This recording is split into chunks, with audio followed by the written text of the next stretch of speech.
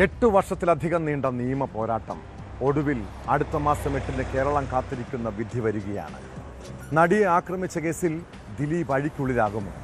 ആകാംക്ഷയുടെ നാളുകളാണിനി. സാക്ഷികളുടെ കൂറുമാറ്റവും memory card വിവാദവും supreme കോടതിയുടെ ഇടപെടലും ഉൾപ്പെടെ സംഭവബഹുലമായ 7.5 വർഷത്തോളം നീണ്ട വിചാരണ. പൾസർ സുനി ഉൾപ്പെടെ 10 പ്രതികളുള്ള കേസിൽ നടൻ ദിലീപ് 8ാം പ്രതിയാണ്. കൊട്ടേഷൻ പ്രകാരം അപകീർത്തികരമായ ദൃശ്യങ്ങൾ പകർത്താൻ നടിയെ തട്ടിക്കൊണ്ടുപോയി പീഡിപ്പിച്ചെന്ന കേസിൽ കുറ്റക്കാർ ശിക്ഷിക്കപ്പെടണം. നടിക്ക് നീതി ലഭിക്കണം. ഇത് കേരളത്തിൻ്റെ പൊതുവികാരമാണ്.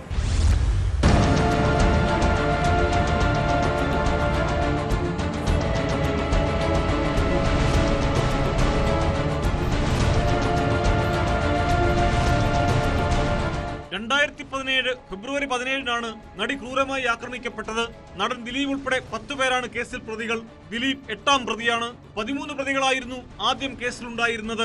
2 പേരെ കേസിൽ നിന്നും ഒഴിവാക്കുകയും ഒരാളെ മാപ്പസാക്ഷിയാക്കുകയും ചെയ്തതോടെയാണ് 10 പ്രതികളായി ചുരുങ്ങിയത്.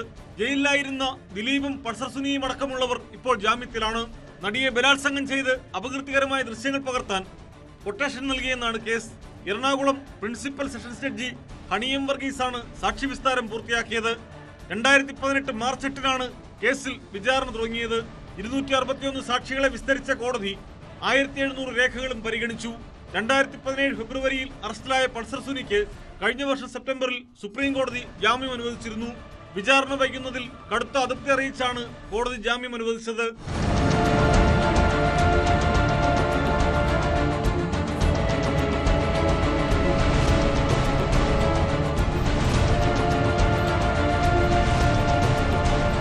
അങ്കമാലി അത്താണിക്ക് സമീപം നടിയുടെ കാർ തടഞ്ഞു നിർത്തി അതിക്രമിച്ചു കയറിയ സംഘം നടിയെ ശാരീരികമായി ഉപദ്രവിക്കുകയും അപകീർത്തികരമായ വീഡിയോയും ചിത്രങ്ങളും പകർത്തുകയുമായിരുന്നു.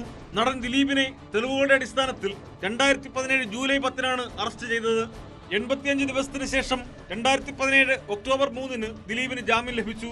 തുടക്കത്തിൽ 7 പ്രതികളായിരുന്ന കേസിൽ പിന്നീട് ദിലീപിനെ 8ാം പ്രതിയാക്കി അനുബന്ധ കുറ്റപത്രം സമർപ്പിക്കുകയായിരുന്നു. കേസിൽ CBI അന്വേഷണം ആവശ്യപ്പെട്ടുള്ള ദിലീപിന്റെ ഹർജി ഏപ്രിലിൽ ഹൈക്കോടതി ഡിവിഷൻ ബെഞ്ച് തള്ളിയിരുന്നു.